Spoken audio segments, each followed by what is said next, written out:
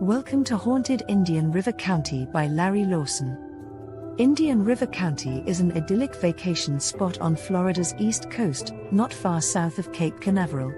Known as part of the state's famed Treasure Coast, many are unaware of the deep and fascinating history this area played in the development of the Sunshine State. Also lost among its visitors and residents are the chilling stories of the hauntings that accompany this rich history.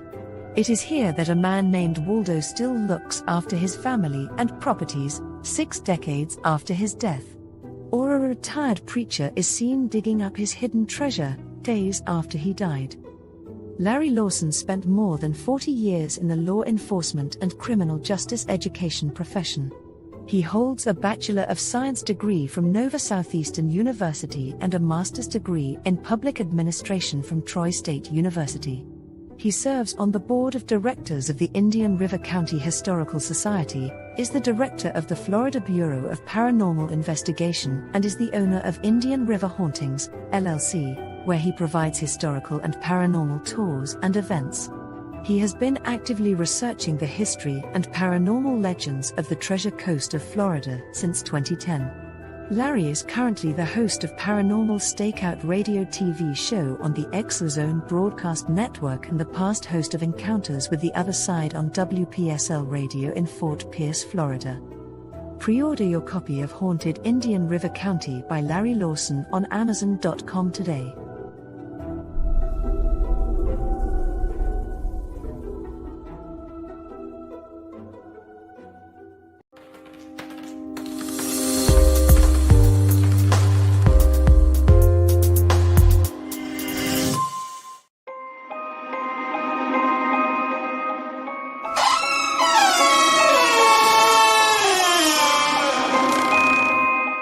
Welcome to the Paranormal StakeOut radio TV show with Larry Lawson.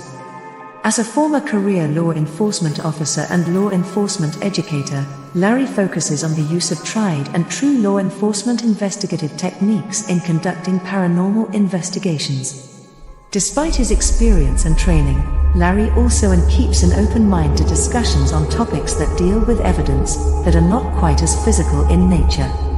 Paranormal StakeOut guests are professionals in the field of the paranormal and parapsychology, conducting the investigations and research needed to further the cause of paranormal study. Larry advocates an agenda of standardization of structure and training in the field of paranormal investigation and research for the purpose of one day being able to produce the evidence needed to convince a jury of the existence of the paranormal. Whether it is ghosts, UFOs, unsolved mysteries, hauntings or cryptids, no topic is beyond the investigative reach of Larry Lawson and the Paranormal StakeOut radio TV show team. Now, here is the host of the Paranormal StakeOut radio TV show, Larry Lawson.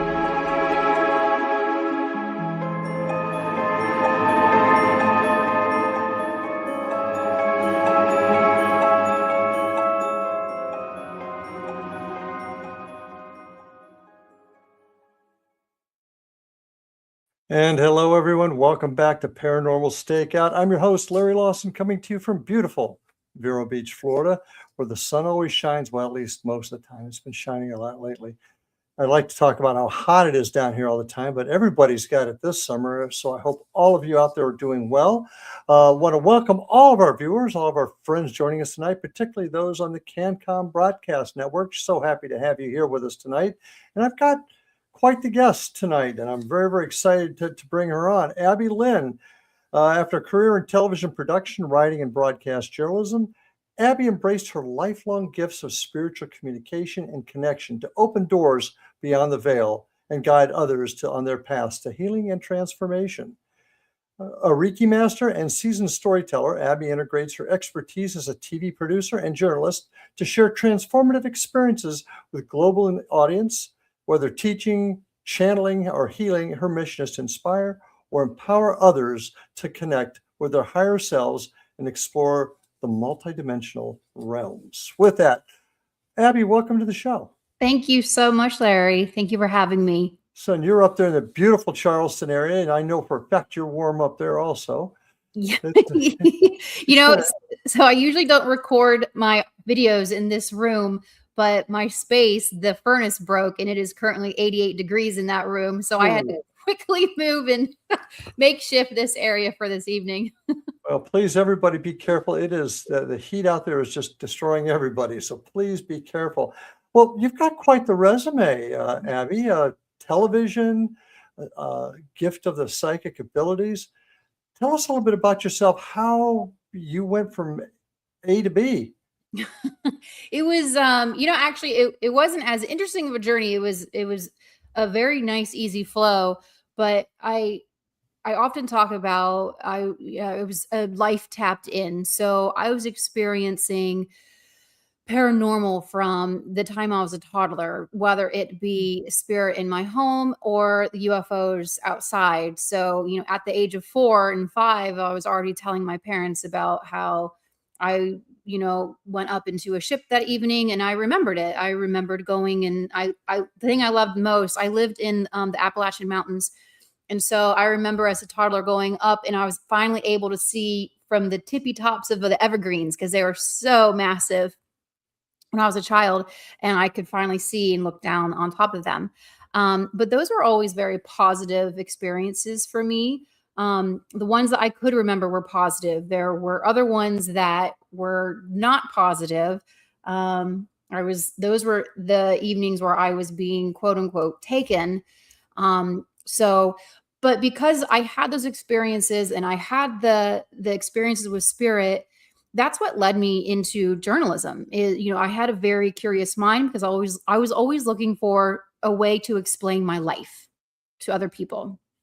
And so, and understanding journalism, knowing, well, if journalists have special rights at times to go in and find and to research files, and you can get behind doors and in certain meetings. And so I'll use my journalism to get and to interview people and get into other places. So that was what led me into the journalistic field, and just having that curious mind. But it's the curious mind that a natural born psychic medium has. We don't live in this carefully constructed box. We live very far outside of it. And just like, your intro, it's always asking questions, right? And accepting that there could be more to the story or more happening than what meets the eye. So that's how it led me going into journalism. And I worked in television for a few years in the newsroom, but that just wasn't the place for me. So I ended up leaving that. And actually, then I became a full-time stay-at-home mom, a full-time mom with my children. But my kids, it's born, it's through the lineage. They were all tapped in from an early age of toddlers. So we had a very busy household. I joked with my husband that, to know that I had experience is one thing, but to actually live with me was another. So. Well, aren't all moms psychic? They've got the eyes in the back of their head. They see everything anyway. 100%. Yeah. 100%. I mean, I do say everybody has the potential for their natural intuition and to be psychic. It's all within us to do that. It's just whether or not you're willing to trust what the body is already telling you. The body is this magnificent communication tool that we have, but it's whether we really come into a space of trusting that and then acting on it. How many people have you met, even within your criminal justice of the victims of, like maybe if a woman was taken, how many times have they said, oh, my gut was telling me not to go, but I went anyways. Mm-hmm. That is our natural God-given intuition that we have. So I love, now helping people to further embrace that, to where they would never question those knowings within themselves. Interesting. Now, I've been told that myself. I have friends, who have the gift, who say, everybody can do this. You can do this. Well, I wanted to be a pilot. I would have loved to fly on fighter jets. Yeah. I can probably guide a Cessna around a little bit, but I don't have the ability to fly a jet. It just wasn't in my realm. So is it possible that, yes, everybody's got somewhat of an ability, but just other folks can throw that 100-mile-an-hour fastball where folks like me can maybe hit 70. Am I making sense? You are. James Van Praagh actually stated it beautifully. Everyone can learn how to play the piano, but not everyone's going to be Beethoven. My point And exactly. yeah, yes, yeah, Okay. absolutely. And so So go ahead. I'm sorry. no, that's all right. Go ahead. I was going to say, you can throw that 100-mile-an-hour fastball is my point. Yes. Okay. Yes, I can. All right. Yeah, and I've seen it enough within my clients that I will say it is extremely rare. I haven't seen it where a medium just pops up into a family bloodline out of nowhere. It's traveled down through the lineage, whether grandma was a medium or, the great aunt was a medium. Someone within that bloodline had those abilities, just like you said, to throw that 100-mile pitch, and it is awakened and it works within that person. It actually, in working with dimensional beings, they have really helped me understand the importance of bloodlines, and what they mean by that is, in order to tap into certain levels of frequencies which they're operating and communicating and or being visible by our eyes to, the body and the blood needs to be able to also resonate at a certain frequency and still be able to be withheld within this physical body. So your lineage and the blood type actually does matter in that regards, in that it is through the bloodline they've had these abilities, and the body can sustain that level of vibrating to reach those pitches to where you are able to see spirit, you are able to communicate with them, especially some of these higher frequency beings. Interesting. Well, this is an awful lot to unpack for this 1-hour show. Hopefully we can get through most of it. You also have some experience in remote viewing, correct? Yes, very limited, but yes, I have. I trained to do remote view. I have worked with just a couple cases with special forces, special ops with remote viewing, where they've given me 1 or 2 words, and then they just want me to remote view into that. But the remote viewing that I was taught was where they give you a series of 5 to 6 numbers, and that's all you have.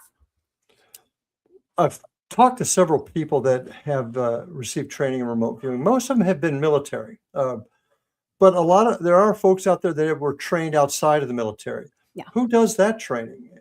So I trained with an individual named John Vivanco. Mm-hmm. I believe he's still offering training there. So he worked for the government for a time being, but as you know, sometimes you get to a certain point where you almost become too good, and then you become a target yourself. So he stepped away from working with the government, and so he teaches spiritual remote viewing, so not within the military. I was strongly guided to not seek out a government site to train with my remote viewing, just Mm-hmm. because of my abilities. They said to go this route, so I trained with John. Okay. So remote viewing is a teachable ability, or is it one of those things, again, most people can do a little bit of it, but only the people with the right talent can actually, okay. Yeah. Yes. Explain how, if I can word this correctly, how you remote view. What do you see? What do you experience? And what is it you do with it? So again, I can only offer up how it works for me. So Mm-hmm. for anyone listening, take it with a grain of salt. This is how it looks and feels for myself. When I am talking and communicating with spirit and or dimensional energies, in my mind, I go up. So I vibrate and expand my auric field, going very wide, and my frequency is, I'm going up high in order to reach them, to communicate. When I remote view, I go, if anyone has had a past life regression or a quantum hypnosis session, to me, that feels like going under. So you go into that theta brainwave, which is, that's right in between wake and sleep. So it almost feels like you're in that very calm lull within the mind. Mm-hmm. And through that, when I remote view, I'm a very highly visual person. So when I'm remote viewing, I get visuals first. And when you're trained remote viewing, you are taught certain symbols. And the main thing is to just start writing down everything. And again, this is how John taught it. every single thing.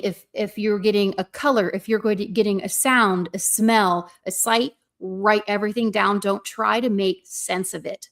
Because so often when we are immediately trying to tell a story or make sense of something, that's when we start getting back up to that, into those alpha brainwaves, and our, essentially like our ego steps in, right? So like, no, I want to make sense of this, and it's popping you out. So you just want to stay into that theta brainwave and just write everything down. And then another part that he trained was, so you go, essentially you do a first swipe at it. Then you drop a pen. So like you literally drop your pen and you start from scratch again, and you re-enter the scene. And again, you're writing. So you take 3 to 5 swipes at something. And each time you're going in, you're looking a little bit deeper. You're seeing what else you can find there. And then you come around and you try to see what's lining up. Great. And unfortunately, we've got to take our first break. This is already going very, very quickly, but we're going to delve more into what you do with remote viewing and what your purpose for that is. And we'll do that in just a minute, folks. So stay with us. We'll be back after these messages.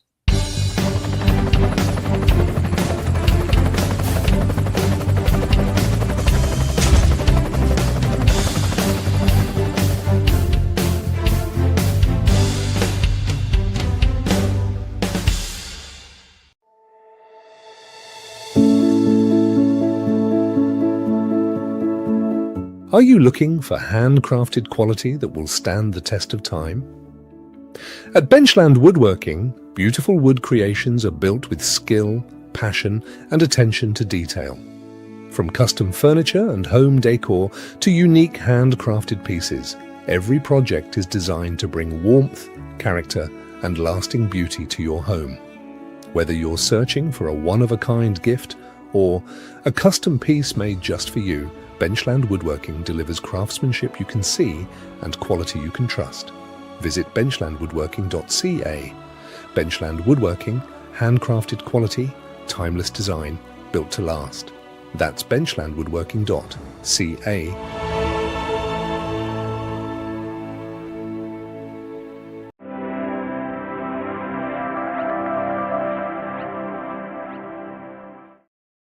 And we are back with my guest, Abby Lynn. Fascinating subject. And as I said, we've got so much to unpack tonight, but I'd like to know, how long did it take you to train to do remote viewing, and what do you do with it? What's your purpose for it? If you're not looking at missile sites in another country, what is your reason for doing it? Now, Grant, I added, I haven't done remote viewing for a while, but one place that I did use remote viewing for is I worked with the FBI through a third party. So not directly, but I was working through somebody for the FBI for a missing persons case. Mm-hmm. And through that, I was able to see where the body was. I was able to see through this person's eyes the events, how they passed away, and the perpetrators who took them. This was a young child. So I was able to use remote viewing to aid in that. And fortunately, they were able to find her and find the same 2 people, and they were exactly how it was shown to me, what they looked like. So for that case, it can be beneficial. I've also done it when, working with archaeological sites. That's a good way to remote view. I do that, not through those steps, but when I have the ability, and it's where I'm going with my career now, I can go into these certain areas that are extremely historical. I call them sacred sites. And it just begins to fill in how it used to look. And I can see it, and I can see people moving about. And I can get some messages from there. And if they're singing in the background, I can hear a song that they would have sang.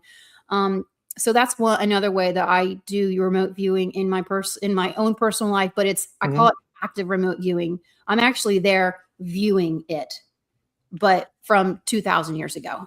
Gotcha. Now, this is kind of interesting to me, because my understanding, and I admit it's somewhat limited, of remote viewing is it actually puts you in a place other than where you are right now, and you're seeing it real time. But Right. it sounds like you're also using your psychic ability, your mediumship ability to contact the other side in the case of this homicide that occurred. Yes. How did you find the law enforcement officers? So Yeah. the person who I was working with, who was special ops military, Mhm. they contacted him. And because he knew my abilities, he contacted me. That's why I say I work through a third party. So he put me on the case and I gave him the information and then he shared it. So basically the cops called you. You Essentially, yeah, the special, Yeah. yeah, through because a third party. yes, yeah. That's it, because I get this question a lot. Do folks in law enforcement take what mediums have to say seriously? And I think it's changing. I think it's happening more and more. And that's kind of what I was getting at, that in this particular case, law enforcement reached out to you through a third party. Yes. But I will say though, I would love to do a lot more of that work, but that's the only case that have received in a number of years in order to do that. I think that in my view, whether it be, so you introduce, I do energy healing, and both of my sisters are doctors. I believe that we all deserve a seat around the table. And even with law enforcement, we all deserve a seat around that table because every little bit can help. If somebody can add one little piece to that puzzle, it can help. So why are we excluding these people? And that's been happening since the beginning of all this. How are we going to change that, Abby? How is that going to?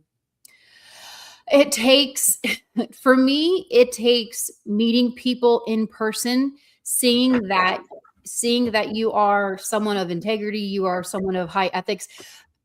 For me, one of the most important things with this work that I do is the ethics. I think that this field with mediumship and psychic, there are massive amounts of just fraud running rampant throughout that. Okay. And so a number of my colleagues are really trying to step up and more so claim the ethics back within this. The same thing with journalism. The ethics were the top of my priority while I was, and that's why I left the newsroom. That's why I left journalism, because there were no longer ethics there, and I wouldn't remain. So, but it needs to happen. There was a case where I was working with a physician. This patient had gone to the physician. They had gone to a therapist, like maybe something isn't helping me within my body because there's too many emotions going on. So they went to the therapist. They couldn't find it. So they called me in and I did an energy healing. And because of what the body told me, what was going on in the body, it made sense why nothing that the doctor was doing was working yet, because there was an issue that hadn't even been thought of in the body. And once we remove that issue, then everything that the doctor was prescribing would work. So in the therapy that would come later down the road. So in that, for instance, it made sense why we all needed a seat at that table to help the patient. Mm-hmm. Agreed. Now, I couldn't agree with you more about ethics. I'm sure you've explained how it's happened in your field. Certainly things like this go on in the paranormal research field because people make claims they can't come through with and make promises they can't keep. And if we all deserve a seat at the table, and this is a question I really I'm really searching for an answer for, not just from you, but for anybody. How do we get there? How do we get to a point where people act? And when I say ethically, I don't mean necessarily that they're actually trying to do something wrong, but they may be doing something in a wrong way that's harming other folks. And how do we get around that? How do we get everybody at this table to sing from the same page?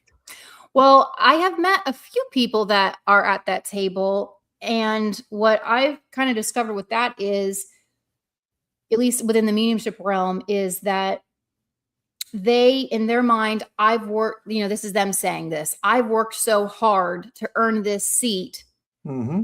I'm not giving this up to anybody. And then they don't pull anybody up with them.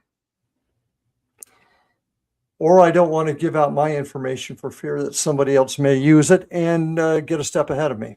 Correct. Yes. So that is something that I have encountered because it is the places where people who do my work are very few and far between. And the only thing that I can say how to prove is to be given the opportunity and the chance to prove themselves at that table. But I don't, in terms of how can we get law enforcement to change their mind, I don't know how to do that. I personally don't know how to do that. Well, and this is one mantra I keep preaching about, and it's standards and training. If we all come together and come up with a plan together, and I think that either true paranormal researchers deserve a seat at that table also to further to come up with the answer. I mean, there's folks at me, I like to say that I'm as sensitive as a rock, but I still have something to offer in the sense of my investigatory background. Yeah. So, but all of us need a seat at that table. And I guess I'm asking you the impossible question. I do apologize for that. But the question is, how do we get there? How do we get beyond those egos? I've seen it in law enforcement, huge. I've seen it in law enforcement. But we've been able to transcend that a bit because now agencies do talk to each other about crimes. So we can solve crimes together a little bit better than we could 30 years ago. Yeah. If we can do it, if folks like us could do it, why can't folks in this realm do it, if you will? And that's, I guess, the question to go ahead. And this is the point that I want to bring up is, the people who do my work, we're talking about local law enforcement, but the CIA, people at those highest, they are using psychics, highly trained psychics. Just the person who I trained with for remote viewing, he was hired by the government. So these very high level at the classification places within our own government and within our intelligence agencies are utilizing these people. So why isn't it trickling down into? And in regards to even, I work with a couple of CEOs for their companies, and I do preemptive, I help them with their hiring processes. Now I do it in the background. They'll send me a photo and they'll say, okay, this person is looking for a job here. And what I read through that photo is how that person works best, how their energy works best. And I have saved one company from a massive lawsuit because what came through in this one individual was amazing person, really good worker, but you really need to triple check all your contracts because no matter what, this individual always wins and he doesn't care who he stomples on, right? So thank goodness that came through because a year later, they were in a contract dispute with this individual. So, on the background, CEOs are using people with my abilities, but again, it's still hush hush. They don't want to advertise that they're using this work. But I could see a lawsuit coming out of that. You mean you fired me because somebody thought I was this way? So I could see it. So how do you come up with the evidence? Obviously, in this case, they must have found a contract that he finagled somehow. But generally speaking, how do you prove? And that is an issue. I've got a dear friend who's a medium. We have this discussion all the time. How do you take what he's seeing legitimately, I feel, and prove that it's accurate? You can't. You can't. Yeah, I know. Yeah. I mean, so I led a group through, I live here in Charleston, and we went through the historical jail cell. And now the people who I came through with were individuals that were wanting to fine tune their mediumship skills. And so, okay, we worked with them for 2 days, and then I put them into a place where there's a lot of active spirits residing there. Now, I had a lot of information coming through with a number of the spirits who were there, but again, it's not on historical record. This woman who I encountered first, she was just a cook there. There's no record. So there's no way for me to prove what was coming through other than 2 other people could see her as well. And they're getting the same information from her. So we were essentially piggybacking information and developing out her story that she was sharing with this. But in terms of now, I know that there are technologies out there, and I'm sure you utilize those to go in there to capture sound. EVPs, capture that, to try to capture that. You can use the infrared to see if her energy is being picked up. But it is very, very hard to prove. And so then it comes back. And sometimes when I push back to people is, well, why do you need Why do you need that additional information? How does it feel for you when I'm sharing this? Are you picking up any of the emotional, because this woman was very, very heavily emotional. Are you picking up anything in the field around you? Even though you said that you had the sensitivity of a rock, but I don't know. I don't know. I'm a very strong Pisces. I don't need that. I'm not a skeptic. I don't need to have that evidence base, but a number of my colleagues do. Yes, and if you're going to survive in especially the legal world, you've got to have the evidence, and that's, I think, where the ethics part of this comes into play. And somehow that bridge has got to be built between how folks with your ability can see things and how that can be brought into the I don't want to say the real world, but the legal world. We'll put it to you that way, because I see a huge problem with that, and I see a lot of folks that maybe they have bad reasons for doing it, and maybe they just are trying and they don't realize they don't have all the answers, but they're giving people answers to their life's questions and possibly causing harm. So there's a whole ethical issue there. And so when you're talking about all these things with ethics, I think that's got to come into play. And I do agree, we all have to go sit at the same table to do this. Now, we got to take our next break, but when we come back, I want to talk to you about how you do this and where you go with it. I want to talk particularly about ley lines and the quantum realm. So be prepared for that. And folks, we'll be back with Abby Lynn right after these messages.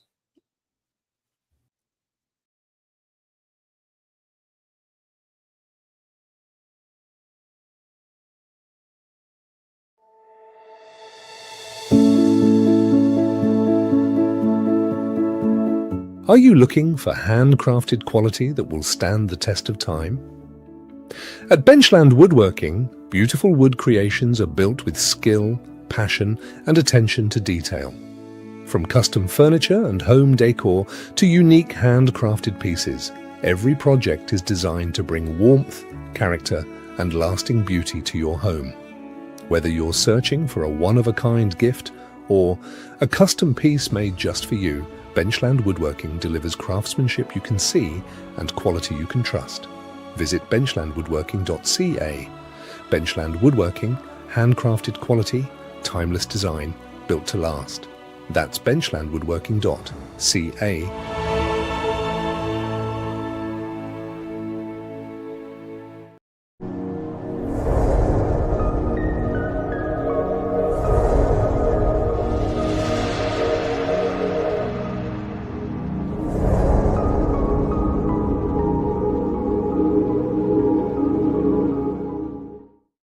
And we're back with my guest, Abby Lynn, here on Paranormal StakeOut. So, Abby, we've established that you've had this gift since you were young, since you were a toddler. And now you've left your main job in the broadcast journalism world to pursue this career. How do you do it? How do you explain how you do it and how this psychic world works? Well, I want to kind of go back a little bit talking about ethics. So when I brought up the individual that I saw for that company about the contract, I wasn't tapping into a future possibility. I saw what he had done in the past. Okay. And based on the past. And so this is where I'm going in with the ethics. So a lot of people like psychic, they want to give future. This is what's coming for you down the road. And they present it as though it is an absolute. And that ethically, a true psychic would never give you future, because we are creation beings here in this third dimension. Human beings, we're master creation beings, and the future is always being created in every moment, because we have free will. We can always choose differently. There's a multitude of pathways, and this will segue into the quantum. There are a multitude of pathways that you can choose. So if somebody is given a foresight, it is known that this is just a potential.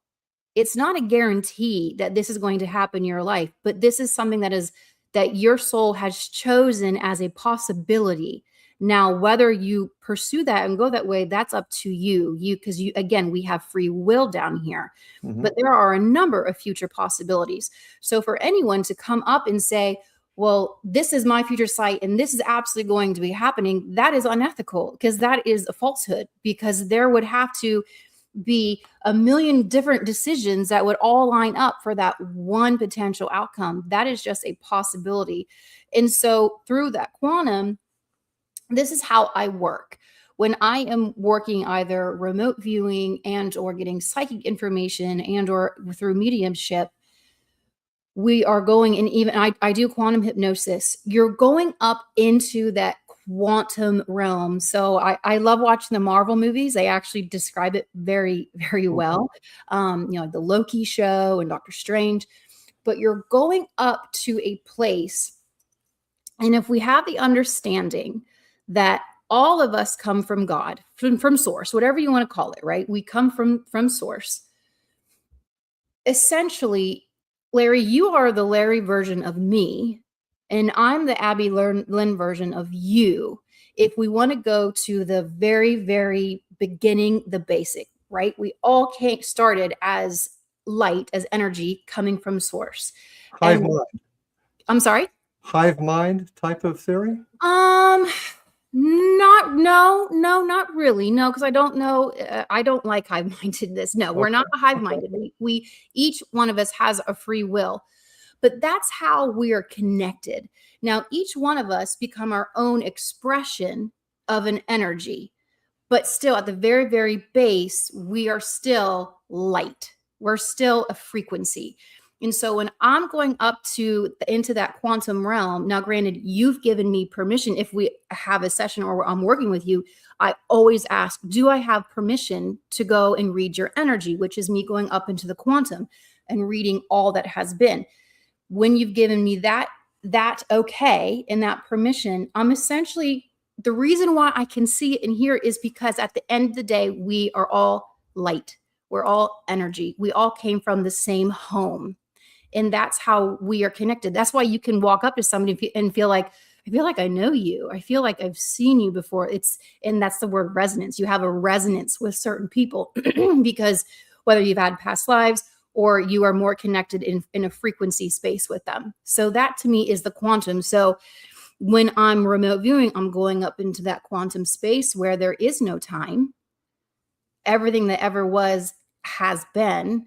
And all I'm simply doing is viewing what's already occurred because I'm going up into that space.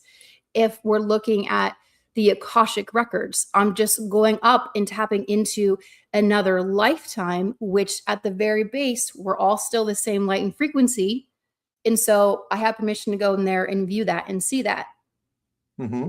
So but again, like everything, and Dolores Cannon wrote this beautifully, it's a convoluted universe. I'm just beginning, right, to understand all of this. And every year, every time I'm working, I'm learning something new. I always say, 8 years ago, I knew nothing compared to what I know now, right? So there are no concrete answers. Everyone is still learning and remembering. Well, then maybe this is a question you just answered. How can put 5 mediums in a room? Yeah. All legit. But you get a different answer from all 5 as to what you've just described. Why is that? Because we are each perceiving from our own lens. Okay. And that's why I always tell people, this is how I view it. This is how I see it. My colleagues work mediumship very differently. I have a very dear colleague. She doesn't see anything when she works. She feels it in her body. But she and I can get the same information where I'm very visual. She feels the blue satchel around the waist where I see the blue satchel around the waist with the petticoat. So the reason why you can get different answers is that each one of us are still working through our own human lens, and we filter different information in different ways. And we also have different frequencies. So just like a band of light, in different frequencies, you're seeing different colors. So different people can see different layers of reality. Okay. The Akashic records, you just mentioned that before. That is certainly a source of debate, not only within our realm, but also the religious world. Mm-hmm. Where does that come from? Where do those records come from? The Akashics, how I remember them and how it has been explained to me from not spirit but from guides, is the Akashic records is okay. So I like to give people visuals for movies. I love watching movies. I'm, film and television major. In the movie Star Wars, where they go into the Jedi training camp, right? If you're inside and you see all those scrolls, right? All those pillars, and every ounce of history that ever was is in there. And that's why the Jedi go in there and they study. The Akashic records is very similar. Every expansion, I like to say, instead of a lifetime, it's an expansion of light, right? The soul's purpose is to experience and to learn and to expand and grow. And we can do that in multiple different dimensions. So every experience, lifetime that has ever been is held within those records. And when a soul chooses to have a physical experience, right? So when I chose to, okay, I'm going to come down and I'm going to live a life as Abby. These are the 3 things I want to work on. Maybe I want to work on relationships. I want to work on having healthier boundaries around myself, or I want to work on a deep level of being there for somebody unselfishly, right? Compassion. So I would go into the Akashics, and you are able to either pull from another lifetime where this particular lifetime, not yours, it might have been somebody else's, they showed the utmost level of compassion. So I'm going to take a little piece of that and pull that into my field to help me learn compassion. I have seen this in sessions where people can take, so this is when so many people have memories of being Cleopatra, right? That's always the feedback. Well, why do 20 people remember a lifetime as Cleopatra? You are able, just like in the movie Matrix, how they download into the back of the head and they download those abilities, you are able to do that. You are able to download either a lifetime. It doesn't mean that you lived it, but it feels the same way. You can download memories, you can download emotions, and you can download abilities. What this sounds like to me? It sounds like part of this cloning thing that folks want to do. They want a perfect child, so they want the perfect blonde-haired, blue-eyed with this athletic ability. That's kind of what it's sounding like to me. When you're up there ready to go for this reincarnation, if you will, you get to pick and choose how you're coming back. Where you're limited at. So I'm just talking about emotions. I'm talking about personality traits. Okay. But if you're talking about the physicality, which would be a cloning, I just use that as a kind of where you're limited to is, so when you play a video game and you're picking out your race car, right? You're like, okay, I want this to be red and I want those tires. You can pick your what's called this avatar, but you're limited to the genetics of the family line that you're going into, right? So like I want great grandma's nose, and I want, my dad was a blonde, so I want his blonde hair. You have to stay within the genetic lineage of which your soul is coming down into. But even that has been explained to me, that you choose that in order to help you in some way in why you came down here. To improve yourself, to do better than you did last time? So I'll give you an example. Okay. I had a client come to me, and they were already beginning to be on this path, but they questioned, like, why am I so tall? Like, I have big feet and I'm really tall. And like, why would I ever choose that? I don't. And what came through was because you knew that you were going to be going into rooms where you needed to be noticed and you needed to have a presence for what you are going to do, what you came down here to do, which was to be a strong orator. They wanted to write speeches and be a strong orator. So you chose through your lineage, the height that came from your dad's family and, the feet, because you have a stronger presence when you walk into a room. And that is why you chose that. But that's the physicality. That was the physicality. Yes. I thought we couldn't choose that. No. That is what you choose. Okay. My mistake. Yes. Yeah. No, you do choose that. So, it's not a clone. It's not hive-mindedness because, again, you have free will. We have free will. You can choose differently. You can come down here and have all these perfect plans in line and come down here and just wipe it all and not do a dang thing that you came down here to do. Because when we come down here with amnesia and we forget it all. Got it. And that's part of the work, though. Earth is hard. This is one of the hardest places to have a lifetime in. I couldn't disagree with that one. How do you know this, Abby? How do you know this, and how do you know this is good? Don't take this wrong, but how do you know this is the correct answer? How does Abby Lynn know this is the way it is? Because this is what has been explained to me multiple times through a number of sessions over and over and over again.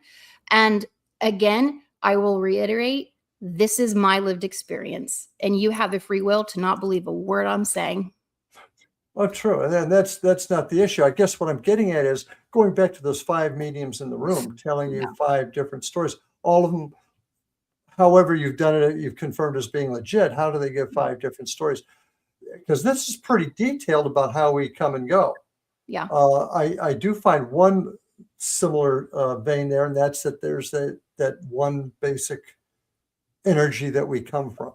So that's the one that's different. But I think that's a question a lot of people ask. How can I believe them when they all 5 tell me different stories?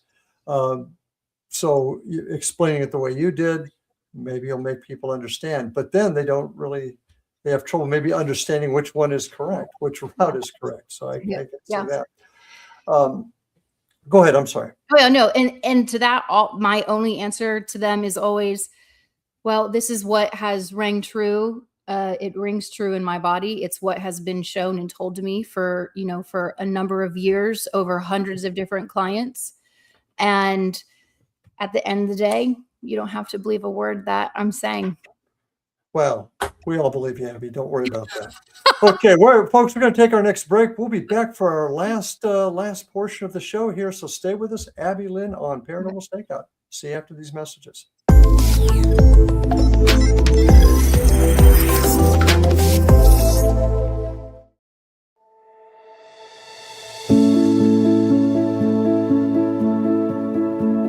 Are you looking for handcrafted quality that will stand the test of time? At Benchland Woodworking, beautiful wood creations are built with skill, passion, and attention to detail. From custom furniture and home decor to unique handcrafted pieces, every project is designed to bring warmth, character, and lasting beauty to your home. Whether you're searching for a one-of-a-kind gift or a custom piece made just for you, Benchland Woodworking delivers craftsmanship you can see and quality you can trust. Visit benchlandwoodworking.ca. Benchland Woodworking, handcrafted quality, timeless design, built to last. That's benchlandwoodworking.ca.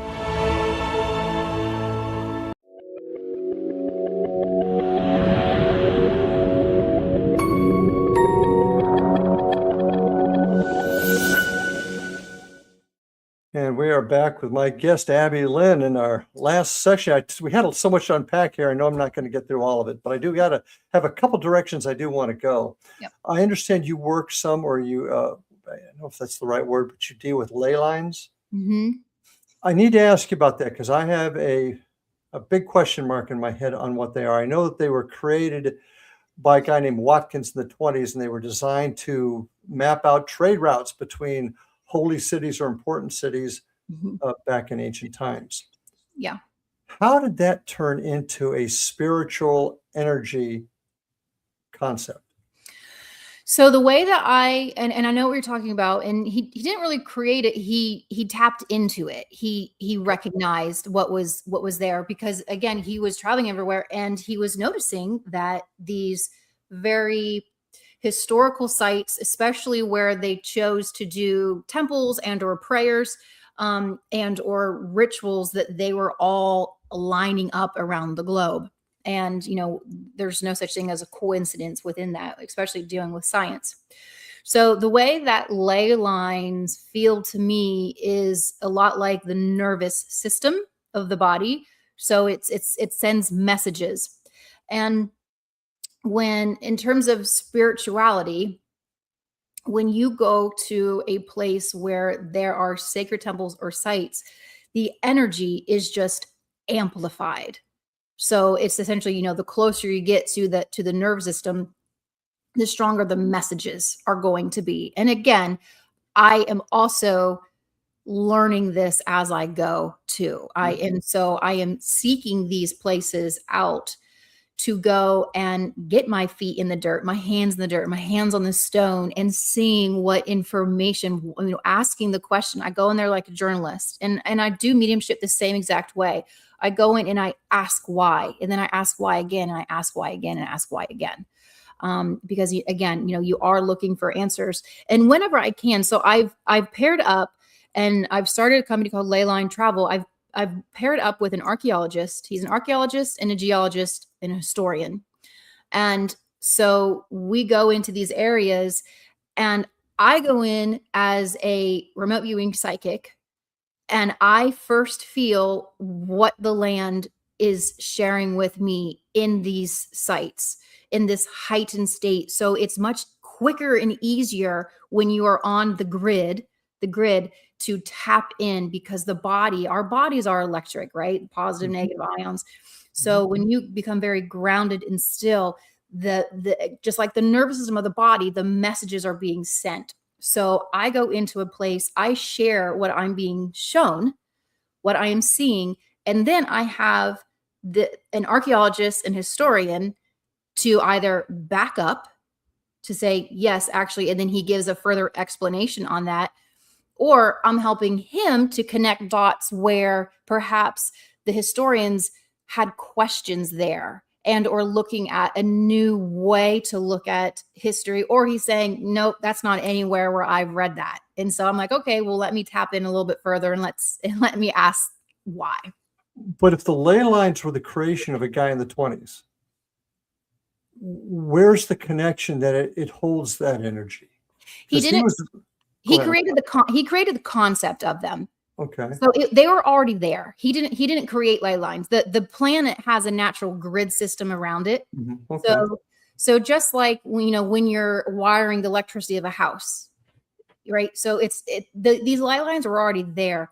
He just discovered the pattern and said, oh wait, these are actually ley lines. These are scientifically proven lines around. Now, there are also a number of different grids around the planet. There's some grids are being removed, but there are different grids, and essentially what they're doing, it's holding in the frequency of the planet. And again, this is something that I am learning. I'm trying to tap in to understand. There's a certain point of communication that did happen, because when you go and look at some of these historical sites, you'll see the same languages, the same hieroglyphs there, the same images. But from our understanding, there's no way that these sites could have communicated, because they couldn't get there by boat or by plane. So how do we have these locations across the world from each other that are having the same hieroglyphs, the same stories, the same historical patterns? Were they communicating? Did they communicate across this grid because they were built right along those lines? So that's a question that I like to go into these spaces, and I'm asking right now. I'm learning more about them. Okay. Let's get into another topic that you've expressed some interest in. Okay. And that's, you've talked about the UFOs. Yes. I know that you have an interest in cryptids, and particularly Bigfoot, Sasquatch. Yes. And then, of course, I'm sure at some point you've connected with ghosts, for lack of a better term. Yes. How are they all connected? Are they all connected? When I was younger, I called it a life compartmentalized, because I had my ghost experiences over here, and then I had my UFO experiences, and I didn't know if I wanted to pay attention to the ghosts more or the UFOs more. But when I realized, the older I became, I understood that they were all connected, because it was just all dimensional. They're from a different dimension communicating with us. So I'm going to tackle Sasquatch first. So I will say Sasquatch came to me first. I didn't seek them out. They appeared to me. They started appearing to me. And the first where they were appearing to me was they actually shared some information that they worked with the original Atlanteans. They were here prior. The Sasquatch were here prior. The one thing they do share, they are incredible medicine healers.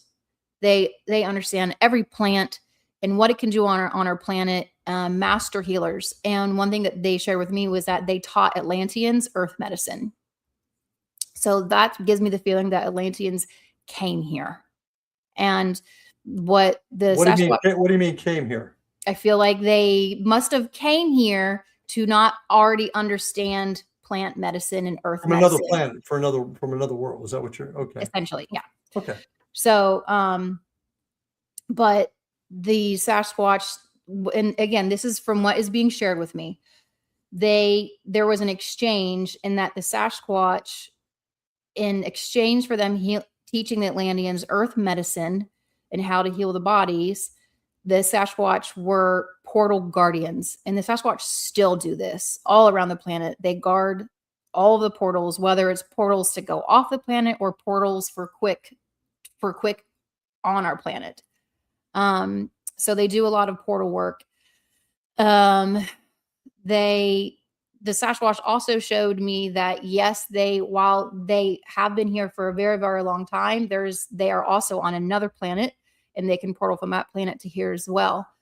But at the end of the day, anyone who's going out with the mentality of I'm going to hunt Sasquatch, or if you're in that mindset that I'm going to go hunt them and find them, you're never going to see them. They read our auras, they feel our hearts, they can phase in and out very easily from our viewing. But if you are a pure heart, a good soul person, in wanting genuine contact, and you're gentle with them, they will make their presence known. Okay. But they are vetting you. The minute you set foot into any of their space, they're vetting you the whole entire time, and they're watching you. So kind of what I'm getting at this from your experience, whether it be ghosts, spirits from the past coming to visit us, aliens, Bigfoot, we're all kind of in the same place, just going through different doors to get there. Is that what I'm reading? Yes, absolutely. How do you feel then again about time, and time not being just the past, the present, the future are all and on the same level, if I'm saying that correctly, all happening at once? How do you feel about that? And is that part of this? Absolutely. Time is a part of this, because different dimensions are able to manipulate time in different way, time distortion. The movie Interstellar, Christopher Nolan did a really good job of trying to explain the time dilation. And that one scene where Matthew McConaughey is in essentially that grid worked space, and he could go and just gently manipulate time a little bit. That is how it feels for me when I go into these sacred areas. I'm essentially grounding in my energy, and I say it's like a record player, like boom, boom, boom, boom, boom, boom. I'm quickly going down and sending my energy quickly down into layers and layers and layers of all time that has ever been or experienced there. And I'm essentially waiting for it. Almost becomes this energetic hook, like, okay, my frequency has met up with here, and now I can feel and view this moment in time that has existed here. And that's what I'm viewing and seeing. That's one of the reasons why you could ask 5 different mediums, like, what do you see here? And you're gonna get 5 different answers, because we're tapping into different energies that have synced up with our frequency. But in terms of time is very convoluted. We experience time here on the 3rd dimension as past, present, future, very linear. Well, would you agree that time is a man-made concept to begin with? Yes. Yeah. So. Yes. Yeah. I mean, yeah. In the space of quantum, there is no such thing as time. Right. There's no such thing as time. Yes. Gotcha. Yeah. Yep.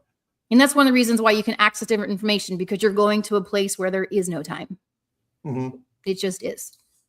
So how do we explain that? As far as is that the explanation why we would see our dead Aunt Gertrude, who just showed up one night at the foot of our bed? Is that part of the same? Well, my argument is dead Aunt Gertrude has never died. She just went to another dimension. She's still very much so alive. You are perceiving her as dead Aunt Gertrude because that is, number one, comfortable for you, because that's how you knew her as. And so that is why she would present herself to you as what you knew her as. Do we ever shock them? Do they see us out of nowhere and say, "Whoa, I've seen a ghost on the other side"? Does that happen? Yes, I have seen that. I have absolutely have spirit that, and I, it's they're living spirit, that when they see that I can see them, they have a little freak out moment. And sometimes they're going like hide behind a door, or I've had one hide behind a pillar. And, and I just kind of chuckle in my mind because it's very telepathic, thought. I'm like, I can still see you. It's okay. But they're very surprised when someone can see them. Yes. This is definitely a trippy conversation. And I like how you brought Interstellar. I think that movie does tell a lot. Yeah. Abby, if folks wanted to get a hold of you, find out a little bit more about you, and maybe even work with you, how would they do that? The best place is abbylynn.co, and it is .co. It's not .com, it's .co.